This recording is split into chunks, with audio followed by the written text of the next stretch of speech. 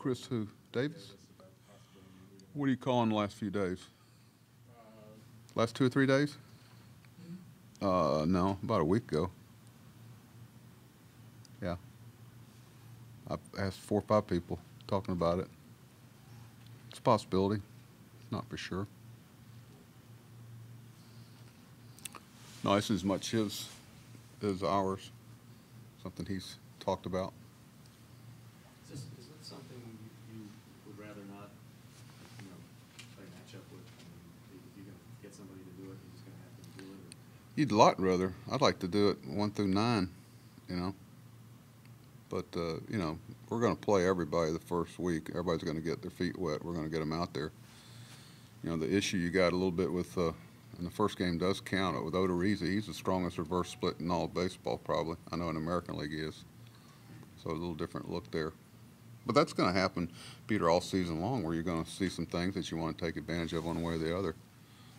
So it makes it tough to stay with one and also keep everybody in the flow, keep them playing. And so we'll see. I think, sometimes production and what have you doesn't allow you to stay with the same one. I mean, to think that we're going to have 9 people productive every night for the whole season, we all know that's not going to happen. But when you moved Adam to lead off temporarily, it was kind of to give him a different look, to give his head something about certain things, and just is any of that in there with Chris, or is it simply just necessity? Not necessity. No, we got people capable of doing it. There's 3 or 4 examples of that. I know we did it with Manny. Kind of got him going. Same way with Adam. There's a couple of other that come to mind from a little bit further back, McLeod, some other things. So there's that thought of conventional unconventionality, so to speak. I know, there's a lot of things to think about there, but I think the batting order sometimes is made way too much out of, but in this case, I think it's something that, has a little more bearing. There's some private things I've talked with Chris about, some things that if we did that he'd have to be sure he was on top of. Do you think putting him up top would make him? Guys, it's not a given. We can continue to talk about it, but go ahead. But if he was put on top, Mm-hmm. would that make him, do you think, a more aggressive hitter? I don't know. Do you know exactly what it's going to, I'm saying? There's a lot of unknown there. I know that he's very intent on being, a more consistent contributor this year, and like he has been in the past. And what position that's in. It also some left and right stuff, matchups late in the game when we have people like potentially Pete and Valencia there. You want to make sure that you have a matchup where, in other words, if you have 2 left-hand hitters back-to-back and you're pinch hitting Valencia for the second one, that he's not going to face that left-hander. So you want to make sure your batting order is one where they can't have a say in what the matchups are. So, it's pretty obvious. Unfortunately, it's the first game of the year that, there's some guys that you really need to take advantage of some of the history with. Cobb? Beckham? Good, real good. Looks like he's a player, and I feel confident he's going to be an active player for us tomorrow. We got Trum's. I talked to Trum today. Got his schedule kind of worked out. There's no setbacks where his games will start and the schedule of matching up with our minor league guys. The league granted us permission to have Alex announced on opening day, and he'll can't be in uniform though after that, and he'll be on a flight back to Tampa/Sarasota as soon as he'll be in the air while the game's going on. His next outing. Actually, his next 2 outings, potentially. We'll see how the next one goes. Why is that important to you, or did you ever push for that? Why is that important to have him here for it? Alex? Yeah. Well, same way with Trum and Zach. I think it's important that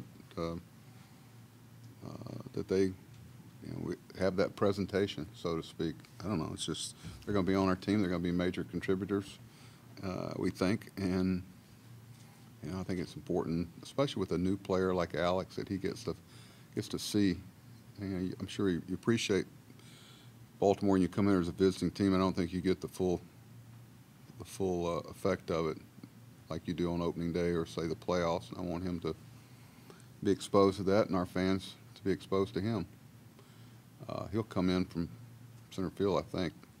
The other two guys will walk from the dugout, have a little different movement.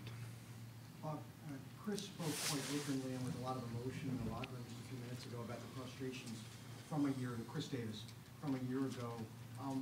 What did you see from him this spring to make you think that I guess is using the right way to put that, to get back to the guy that you guys signed to the big deal?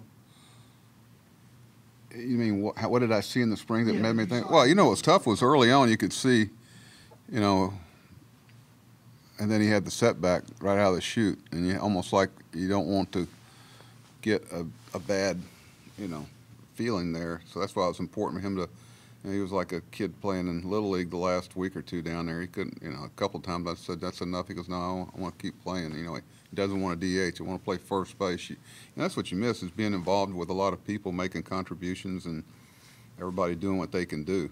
And, you know, people that maybe sit in the stands or watch on TV, they don't get the emotion with the lack of when he isn't able to do what he's capable of doing. I mean, I can't imagine having that type of power at my fingertips and not being able to use it. I mean, you know, so just believe me, you may see this facade of, you know, going back to the bench after a strikeout or whatever.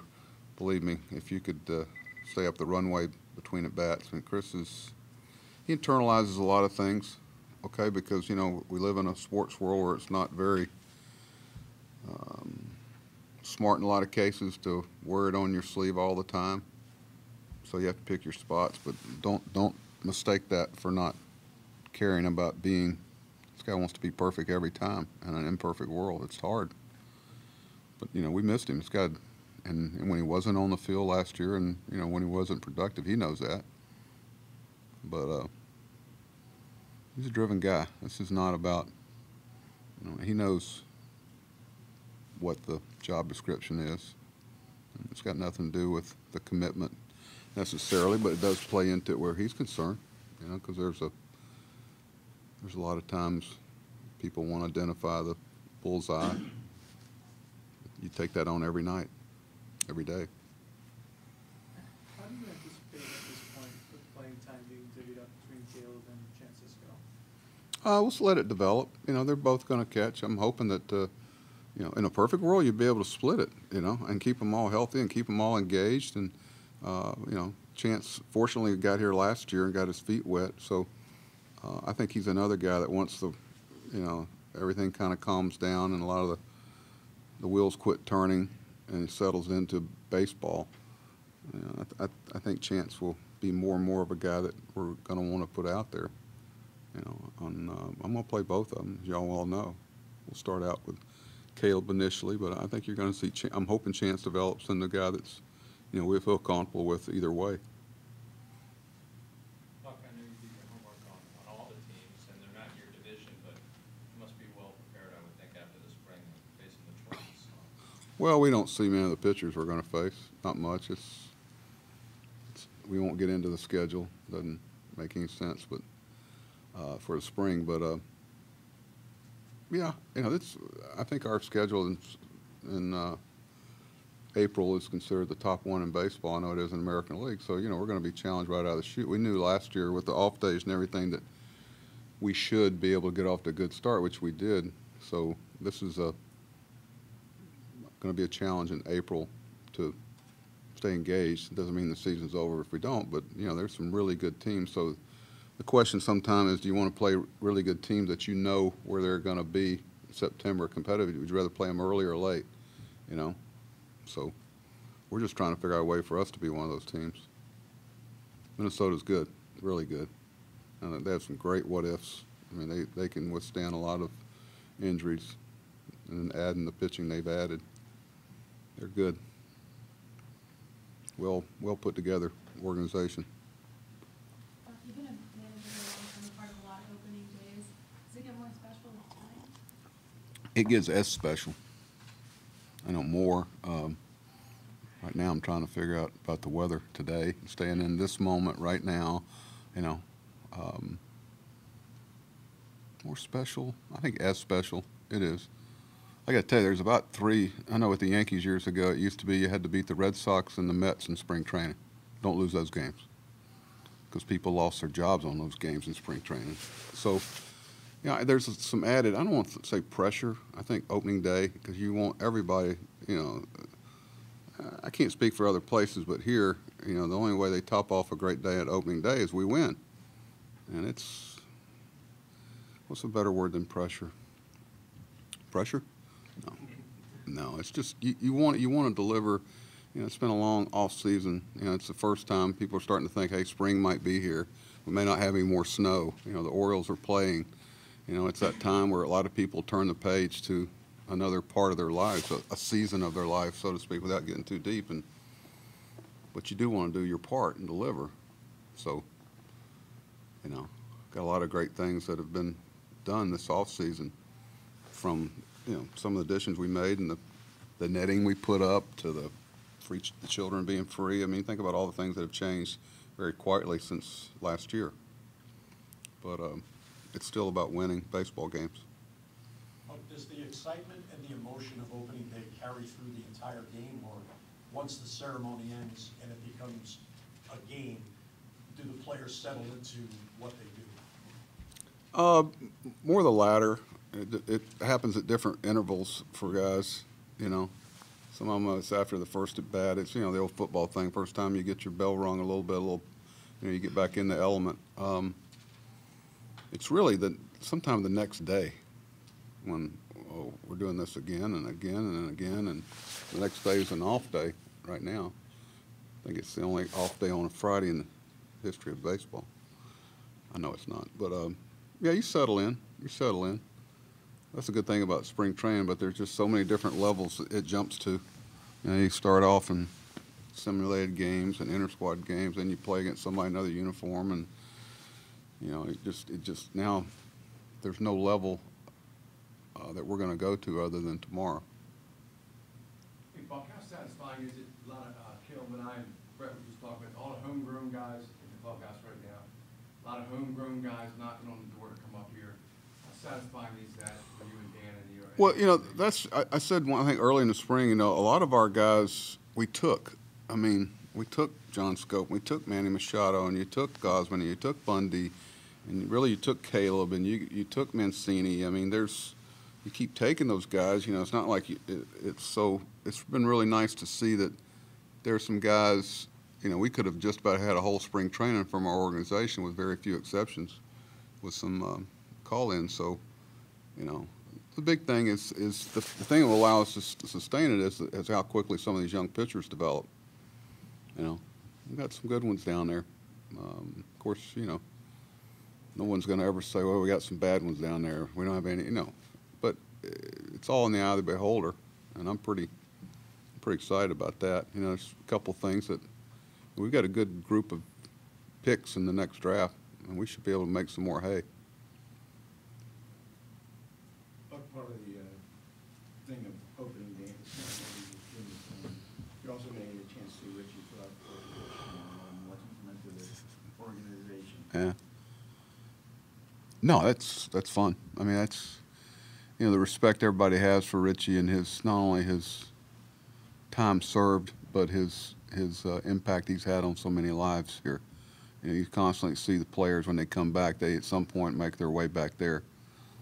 You know, I know at one meeting, I think it was the Hall of Fame induction thing, he talked about the training room being the heartbeat of the clubhouse. When I first heard that, I said, boy, I really don't want the heartbeat of the clubhouse to be in the training room.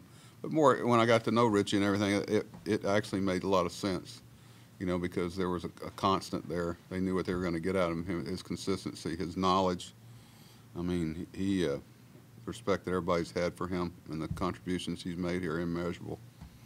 And so it was great for me to have a real consistent sounding board. I knew I was going to get straight, blunt, you know, and, you know, it's more than just, you know, swelling and ankles and knees and whatever. It was also the read of the person, you know, knowing that everybody is not the same. And Richie always got that. about your young pitchers, and you saw Dylan Bundy from day one when he showed up, what he's been through, where he's arrived to now to be the opening day starter. What have you seen kind of in that progression, and what do you expect moving forward? That he'll be as good as he's capable of being. You know, Dylan's mature, you know, very baseball mature. I mean, what made him the opening day starter? You know, someone said, well, we named him that. You know, and these guys know. And I went to dinner with them. You know, we talked about, you know, you are that number one star the night you pitch. You know, these guys, you can see.